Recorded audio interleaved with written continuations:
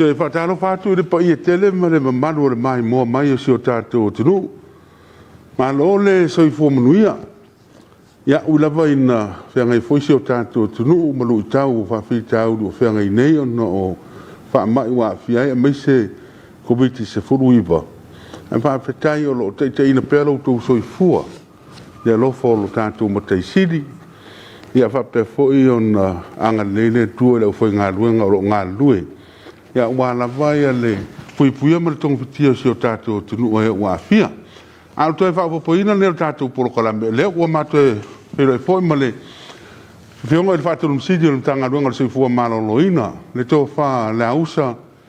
Ia po le telenga foi a sa mau tupai. Whionga to le fo Dr. Takena Seri. Alo se fo manuia le ausa. Foi fo mo ni ta fo. Ara ho se fo manuia no to farang aia. Na foi vasilien. La usa ia o le ua mai mona tunu mo si fia tulang o tatu ye nei.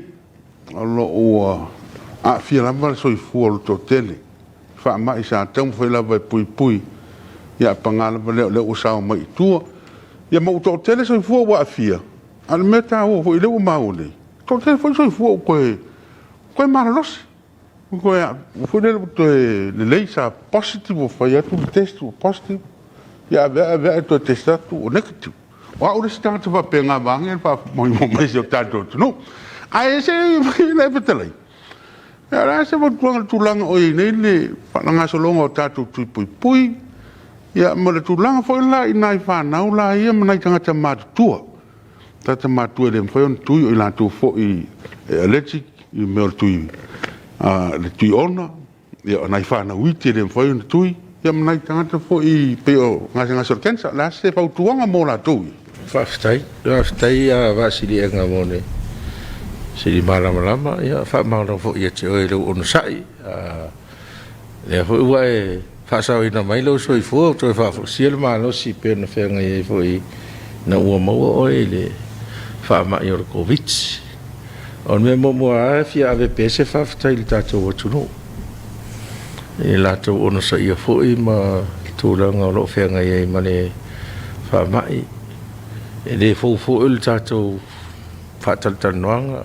Ia e me se tau longonongo peo il tato watuno. I me ao na whai e pui ai e lato. Watual whamalo. Tu uma reu tato tu whatasi e langolango le. E pese i o le mene sa pole ai. O le sao mai tonu o no mafio anga o tatou whamai. Ia le o iai, ia taimi e tatou noa lava. Ia o mai ia a o le taimi e tau no mai ei. Le la po ua whaasolo ina lima i le ono vai aso talu ona whamawina ua i tua le whamai. Ia le fo lau tatou wa ai atu. Ia peone whetalai, mai sau noa fo i ia e mau ai positive. Ya ti nga tino niva le ulu fiva la titi ya alasa le alta usam le inu ya fa so solo ale tele senga no tele po ni mautonga fitinga fai ya a tre fa fo siel malo si ko testa ku posti pe se fu pe fitu se fu asa ka o wa tre wa nekati o le matou la fai tau pe o tatou fu fanga ia nei o le taua le o le tui tatou tui e lua ia na fai, ia whapea fo le tui pusta, o le tui lon tolu, le na fai. O le whasoani ai lea i lau tino, e tā pena e te e pēr tau nua tu tono le tino le virusi nei o COVID. An mea nā lea, wa leo vai atu i wha maunga, te le asipaseni o le tatou atu no mai le sifuru walu tau sanga a ngā i lunga. Ua mai atu i mua ua iwa su tu ia whapea fo il tuilo na lua le ua kolosi le iwa tasi pasene le ua tau manino mai pau are le au wala le puipuinga tu sa le puipuinga fo ele le whasaoina le ola e lea se puipuinga e whapea whasaoina maua e le COVID le whasaoina o lau soifua e mai e ei so i fua ua mau. E so i fua ua ma fo na ma di covid ia tele la to ole au ma tu ane pa ia fo le tato wa tu ma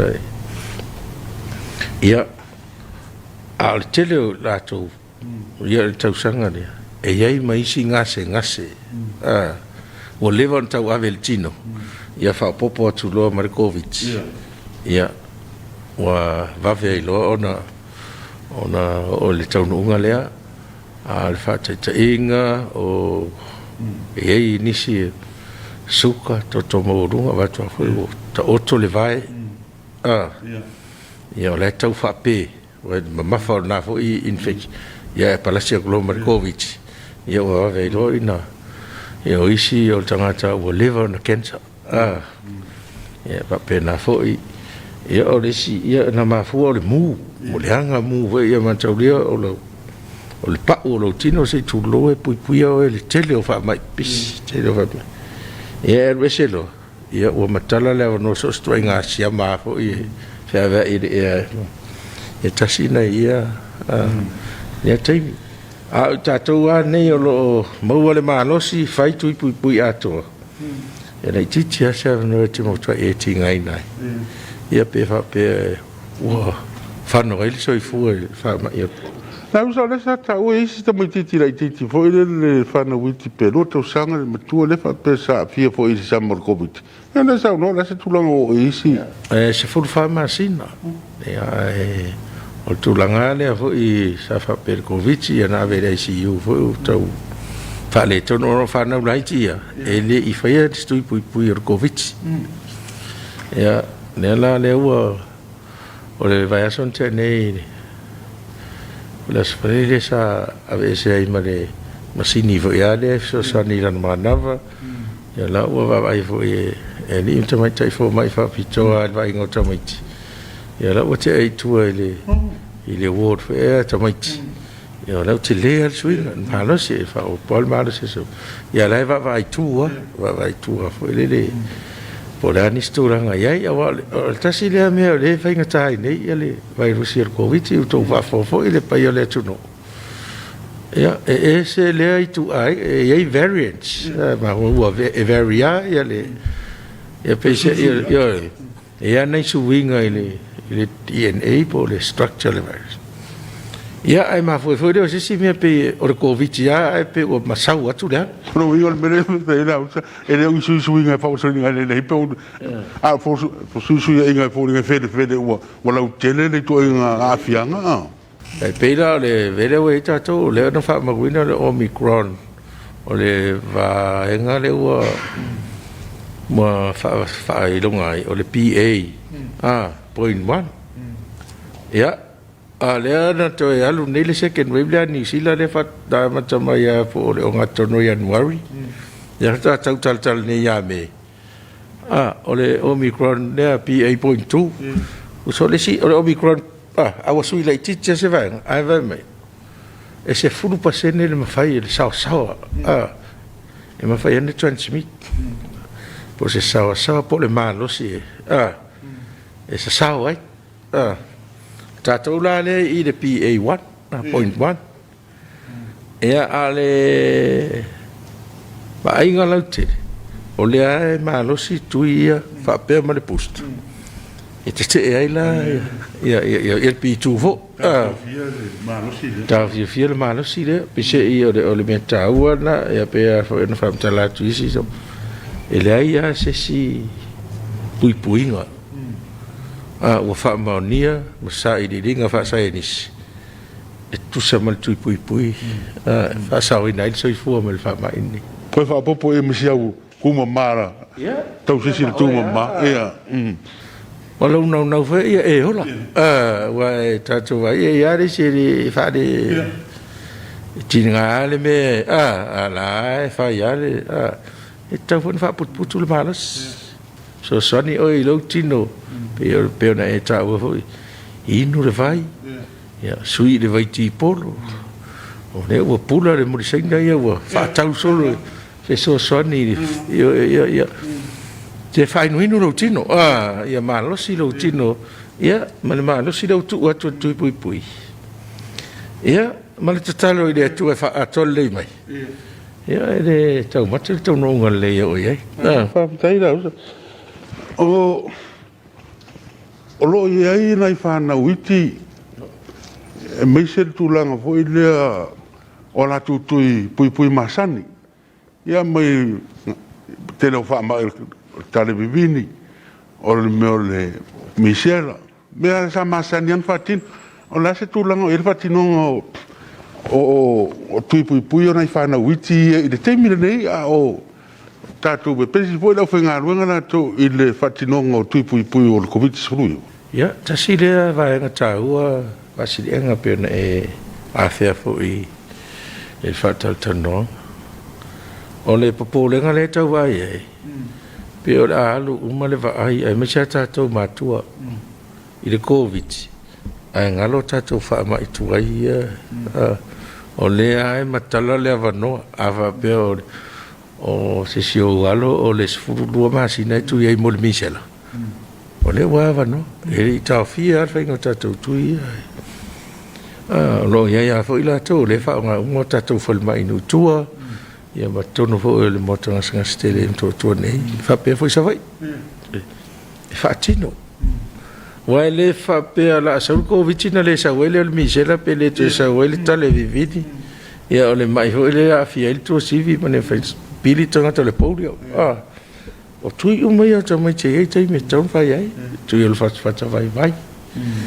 E ta tau hoi la i ta tātou mātua, me se atina. Ma vai pe patui o tamai ti. O lea whai el tai tonunga o nisi atam mai. O tui ia pe i pui ai, ia re vaenga e le o se matua i direct. Ai ei lo na hauti lenga hoi pe e whainga taina mau e nisi mai vai lor tino mau alor COVID. O al mea mo ia awa pe te ua mo o i le tale vini. Ai te ua e positive o set COVID. Ia ua lua avenga mamafa i rai. Ia a whaila ele i whaia sau tui o le tale vini le whaia toi masi tui o le. Nei whana witi. Ia matauria o le COVID e le o tui e whana witi le ilano mai 5 tausanga. Ia televini o lai ailan tu pui. A faila le wale ai fo imane televini. E mau tino a tua whainga tā tōnga fiti pe ma esef so sani fase o le tā ua le o le tui o whanga solo nei. Ia e mau whai lewa noa e oi whawhe sili i rau whai tui whawheo mātou na ia mātou whanau ia waere o tui a leo tauna tui li misela pe tauna. Ia, ele te enas o langona le o mo le langona fai ai fai lo. O dato ia le vai tau a la uso o le pui ngai me se la vai nai tata matua ele fai ona tui o nisi ia a fia pe ona le tino meu o tui ona ia na le fai ona tui ala se fautuanga mo lo tātou tunu ma inga le puipuinga mo la tauia. Wa e mauti noa e ele mwhaila ona e le puipuinga le tātou te mo i tātou le o ia i tui e tolu. Paftai, e tasi le vanga tāua. Ia, o le tātou atunu o le atunu o masani tausi matua. Tāua hoila ia tātou ni tausi o tātou matua tausi. Ava aile. E tāua le whaia sau me no se reverse isolation. Te nofo oe, te whafo ima ia oe mea awane pisi atu. Rovinga. A whai. O i la tau e o mawhai o lele i maua. Ia, e whai pēr puipuinga. I le vainga, pēr puipuinga le whai le talifonga. Ia mamalima. Le tapiranga lea. Ia, a whape fo i o e leanga positive iau atoa sesi lua vai aso e negativa ia e lai si foi sewa no e toi mawe o la te pesi ai ai mana ia wa tele wa inga talu nei no soro o pe wa whaonga la tau i loa i le information le watu o ia i tu io le tu mama ia le tau si wa ia i tu ia ele al sisi o ranga loma koa sau sisi ale ave me ia ranga loma tua ele so te le veo tātou mototos. E motoare fia vai me wala tu stanga tai le masani vai o le pesi fa ma. E o nei o le au fa rongo nei tātou poko lava. Pe o le o lo o mawhai ana whai tui. O le pōlenga hoi le wa pe ua matua. Ai la tō matua. E lo tu le matua inga tō whai mea tia wai was furu whātau sanga. Le nto yo gati ne whai tui. Ma se whai eso tui. Ia, la e, o le winga nā te tala le. E whai ai le mali al tangata matua ni te iwa. E whau tō e. Ona o le pōlenga nā. Ia, e ai fo ia. Tua inga ia ua pewa tau mai a mātou wha pewa mali liu nisi o laima mai e tatui ia e wha warurura tu tunu e le ai masi wha tonunga wha pea o awatuina i tatu a tau wa ai hoi pepa o wha matalanga la e tau watua tangata e o na mai o tangata hoi wha pea ia aua le tui e li wha marasia hoi tatou tui wa e wha ia le consent ia e fai si o te leo pole telefo ia o le whape o lau whatonunga ma au te alofa te le lau whainga renga lo la ina ma sautia fōi ia e leo le lei fōi se malo lo e taunga whainga ia whatau nuu umatui ma maua lewa nota na ta umo le atu nuu e ma whai ona tui e o mai whai tui ono le tasi a nei vai tau hoi le I le mea lawa nei o kwa e orke le mea le Facebook ma au walau. O wha amtalanga. Ua mai a whono e whitalai e paulawa tūlanga lo ia. O mea watua lo ia le mtanga runga soi fua maroi. Wha pia fo i ma le komitio o tapenanga o wha o seide le New York. Ae, o e fo ina isi balo anga fo i le po tala whetā ua ina. Te le lope la tu tu mtanga lo. Fa pe po le lua va so toru va so ro manai. O bo valo ia e ono o tu e bo pik po o foi le mo ko ke le lope ka ka afia on ko le banga lo le nan. Se foi se. Da usa se foi se. Sa no ngai le va. Ana te le ia va sidi. Ia o me ia ta predictions. Ia ta to foi. Ta per prediction pe o le te fa pe ia. O le o ta to au semi final. O le sila tuna men. Tatou maroli. E predict. Io e vapenga. Le la foi le fama ini wa le talango tangata. Me mana o mia na face health model. Model foi epidemiological model foi e fai el protection e lo ton noi por alta mi e le fai ngofia ia me e le fai ngofia langa e lo te tele me ia ta o variables. Very poso me vai sui. Ai mese ai le tangata soifua. E sui ona winga sui a tatau taruna vape. Vape o e lewa expose ia waile fiare infeki. Ia wa te fisiri tangata lera ia vape o lewa ia tune o inga vape. Ia o expose ai reo maua se va. Ai koe lo muni fo ele expose. Ana ko ngam e very e marca ve ko fai de mask a so foi o que mais faço lá ko ya arisca o e mask a se não quero isso e fai kala nga fai uma meia ya e manga mia na ne saul information yes daily reform ya nga kurole nga le o fai atu no e fa furu ma rote e apps we nga feeder ya saudi e nga lo le Asi sila mele mo te fai ale. O fai le mako total weekly. Le aso.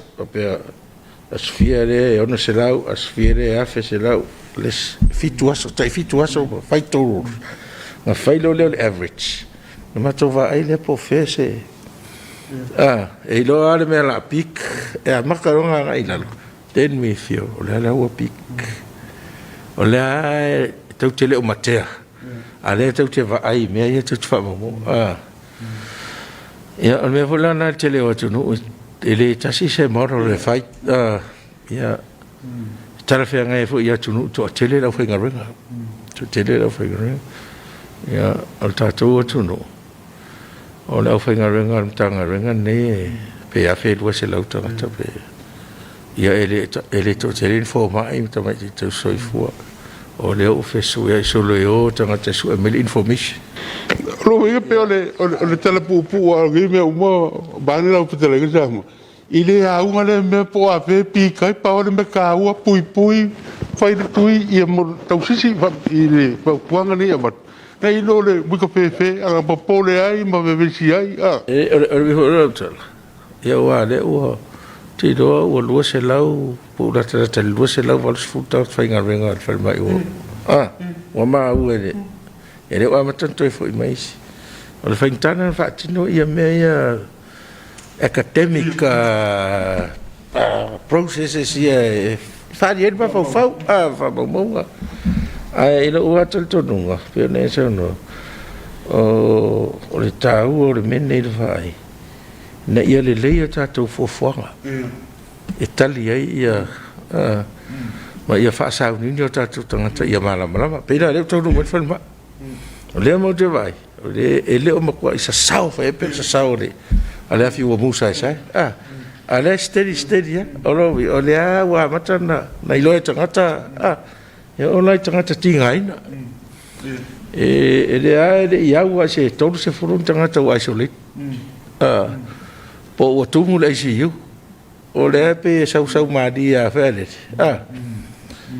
o i vo la le mo te ma fan ma to wingo le ta a nga tu pui a nga tu pui o te le ta le le sa inga ri ese si wo post te mi ne si le tua ma va ko post i val ma ko fale a ko ya le wo ke ya wo o se sta la fi fila na ma to vai ma to pela na mane le so no pe pic pere pic ale ta tolo al ta o le pic ma le I lova o le fainga na tonu ia ta to ia nga va va e ta justify foi po le ale level e voi ni si ma fo nga fa pe o le va tu so o fa ta o fa la create le fie ta ngat ia ta tonu e le ma faina ta to tātou le o atunu umana e tau tanga tau rātou o atunu leo whai o le whasolonga mai leo teimi ma leo teimi e au ngāla na e pero